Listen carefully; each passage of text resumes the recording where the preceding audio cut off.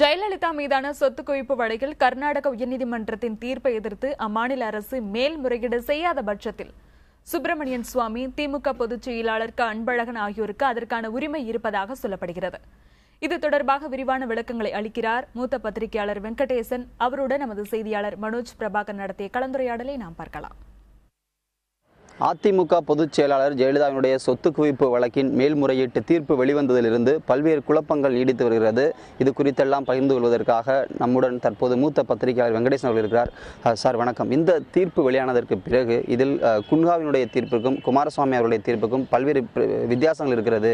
இவர் பல்வேறு விஷயங்களை ஆராயாமல் செய்து விட்டார் என்றெல்லாம் பல்வேறு குழப்பங்கள் இருக்கிறது. இதை நீங்கள் எப்படி பார்க்குறீங்க?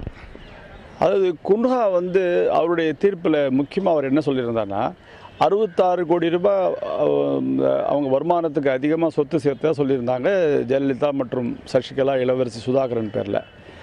அவர் இந்த 13 கோடி ரூபாய்க்கு அவங்க அந்த வருமானத்துக்கு கணக்கு காமிச்சிட்டாங்க. மிச்சம் 53 கோடி ரூபாய்க்கு அவங்க வருமானத்துக்கு கணக்கு காட்டலை அப்படிங்கிறது தான் குன்ஹாவுடைய முக்கியமான தீர்ப்பு.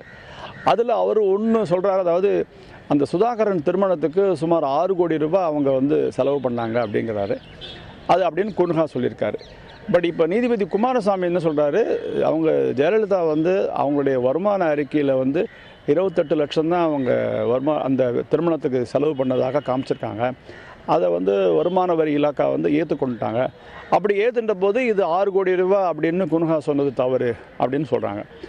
ரெண்டாவது சில நிறுவனங்கள் அவங்க சசிகலா அவங்க மற்றவங்களாம் அவங்க ஆரம்பிச்சிருக்காங்க சில நிறுவனங்கள். அந்த நிறுவனங்கள் 24 கோடி ரூபாய் வங்கிகளில் கடன் வாங்கினாங்க அப்படின்னு இவங்க ஜெயலலிதா சார்பில் கூறப்பட்டது.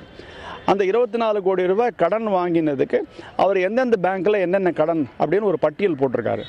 அந்த பட்டியலை கூட்டும்போது நமக்கு ஒரு 10 கோடி ரூபாய்க்கு மேலே தான் வருது. அது 24 கோடி ரூபாய் வரலை.